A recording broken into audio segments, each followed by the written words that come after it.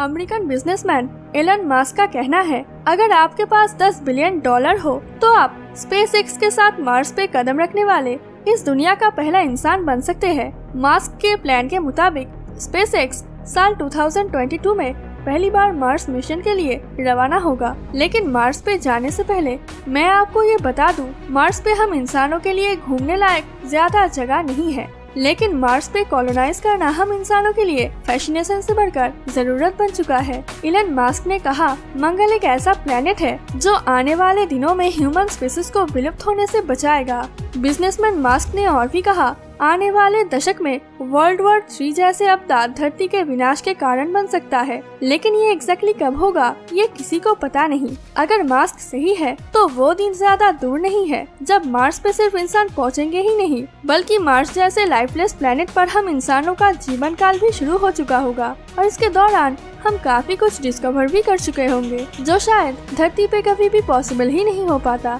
Mars development के बारे में साल 2012 में एलन मस्क ने स्पेसएक्स के साथ मार्स वन नाम का एक डच ऑर्गेनाइजेशन कोलैब किया था और उनका कहना था 2026 तक हमारे रेड प्लैनेट पर सारे साइंटिफिक इक्विपमेंट, सोलर पैनल और सैटेलाइट भेजने का काम कंप्लीट हो जाएगा और तो और लाइफ सपोर्ट सिस्टम की भी तैयारी किया जाएगा। हालांकि ये अभी तक हुआ नहीं, लेकिन अगर स्पेसएक्स अपने मकसद पर खरा उतरता है तो लगभग 200,000 लोग मार्स पे जाने के लिए अप्लाई कर सकते हैं। क्या आप भी एक्साइटेड हो पृथ्वी को छोड़कर एक ऐसे प्लेनेट में घर बसाने के लिए जिसके बारे में अभी तक नासा, इसरो जैसे बड़े बड़े ऑर्गेनाइजेशन के पास भी पूरा जानकारी नहीं है? कमेंट में जरूर बताना।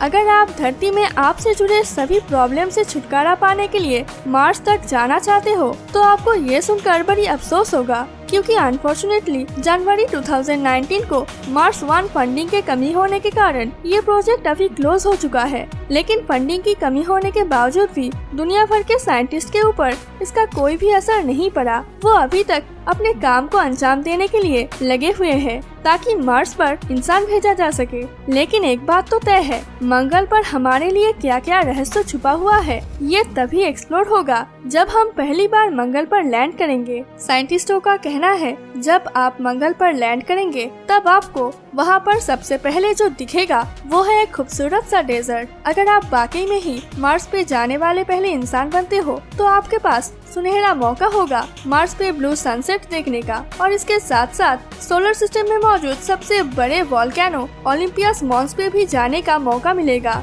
जिसका हाइट है 22 किलोमीटर, जो माउंट एवरेस्ट से भी 3 गुना ज्यादा बड़ा है। लेकिन मार्स में जाने से पहले अपना फेवरेट स्वेटर ले जाने मत भूलिएगा, क्योंकि मंगल पर वेदर इतनी ठंड है कि इससे बच पाना मुमकिन नहीं है। यहाँ का एवरेज टेम्परेचर -56 डिग्री सेल्सियस है और इक्वेटर पर टेम्परेचर 35 डिग्री सेल्सियस है। लेकिन ये सिर्फ दिन के उजाले में होता है और रात के अंधेरे में इक्वेटर का टेम्परेचर भी -73 डिग्री सेल्सियस तक हो जाता है, जो किसी भी हाल पर रहने की काबिल नहीं हो सकता। फिर भी साइंटिस्टों का मानना है, अगर मार्स पे टेराफॉर्मेशन किया जाए तो मार्स का क्लाइमेट चेंज किया जा सकता है जो इंसानों के रहने का काबिल हो और इससे हमारा मार्स प्लेनेट मानव जाति के लिए एक आइडियल होम बनेगा और मार्स पर वो सब कुछ मौजूद है जो हमारे लाइफ सपोर्ट के लिए होना चाहिए, जैसे कि नाइट्रोजन, वाटर, कार्बन और ऑक्सीजन, जो कि कार्बन डाइऑक्साइड के फॉर्म में मार्स पर प्रेजेंट है। लेकिन दिक्कत की बात तो ये है, ये सारे एलिमेंट लाइफ सपोर्ट के लिए आइडियल रेशियो पर उपस्थित नहीं है।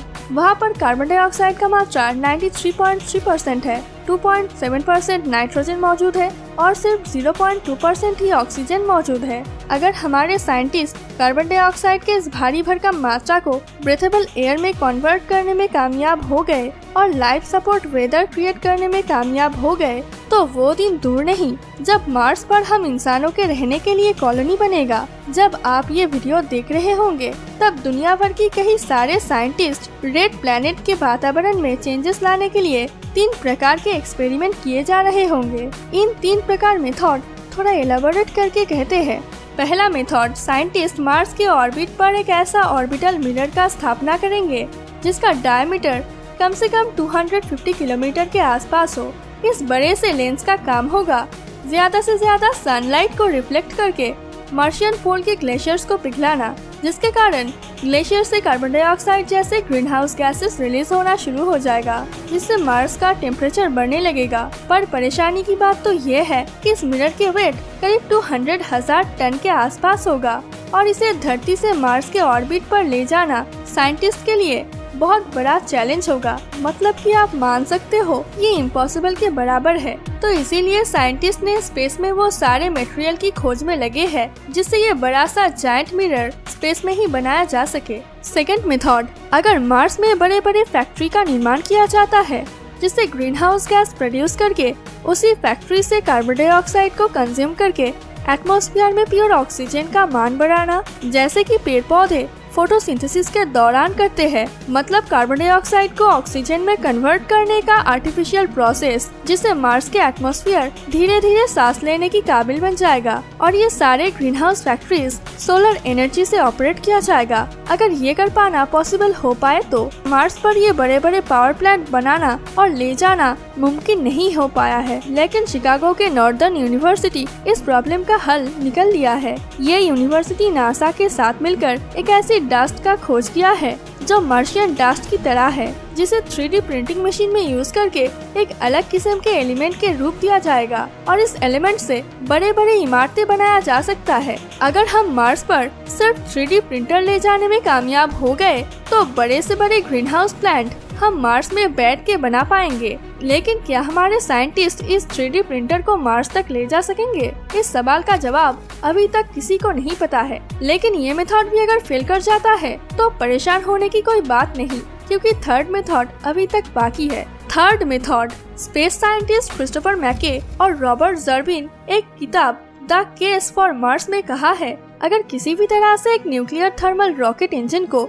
रियल एस्ट्रॉयड के साथ अटैच किया जा सके और रॉकेट एस्ट्रॉयड को धीरे धीरे मार्स की ओर पुश करे और इसी दौरान जब एस्ट्रॉयड मार्स की सतह पे जा गिरेगा तभी 130 मिलियन मेगावाट एनर्जी जनरेट होगा, जिससे मार्स का टेम्परेचर 3 डिग्री सेल्सियस तक इंक्रीज हो जाएगा, जिससे ग्लेशियर पिघल के करीब ट्रिलियन टन वाटर रिलीज करेगा। अगर यही सेम प्रोसेस 50 साल तक कई सारे बार अप्लाई किया जाता है तो मार्स का टेम्परेचर हैबिटेबल जोन के अंदर आ जाएगा और इसके साथ ही मार्स में करीब 25% जगह पानी के नीचे चला जाएगा। आपको क्या लगता है ये थ्योरी काम आएगा? अगर वाकई में ही ये सारे थ्योरी काम आ जाते हैं तो आपके मन में ये सवाल शायद आ रहा है, मार्स में हमें क्या क्या चेंजेस देखने को मिलेगा? सबसे पहले तो आप जान लीजिए, तो इसके बाद साइंटिस्ट एक ऐसी एल्गोरिदम का उपयोग करेगा जिससे धरती से मार्स का क्लाइमेट जोन का पता चल जाएगा, जिससे मार्स का एक टोपोग्राफिकल क्लाइमेट मैप बनाया जाएगा। अगर ये सब कुछ पॉसिबल हो तो आप शायद एक दिन मार्स पे समर वेकेशन की छुट्टियां मना रहे होंगे कई सारे खूबसूरत जगह पर, जो जगह कभी आपने सपने में भी नहीं देखी हो।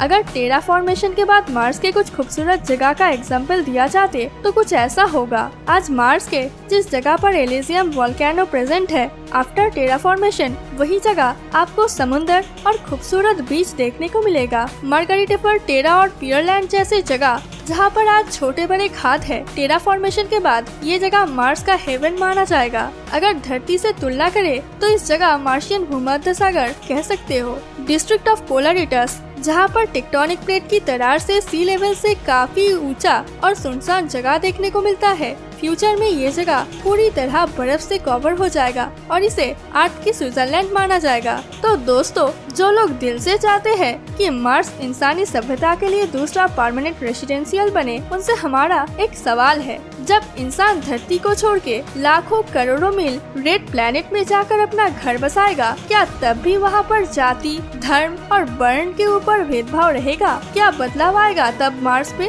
क्या बदलाव आएगा तब हमारे बिहेवियर्स में? नीचे कमेंट्स करके जरूर बताना। अगर ये वीडियो आपको पसंद आए तो इसे लाइक और अपने दोस्तों के साथ शेयर करके आप हमारे मनोबल बढ़ा सकते हैं। तो मिलती हूँ आपसे किसी और नए वीडियो में कोई नए इंटरेस्टिंग टॉपिक के साथ।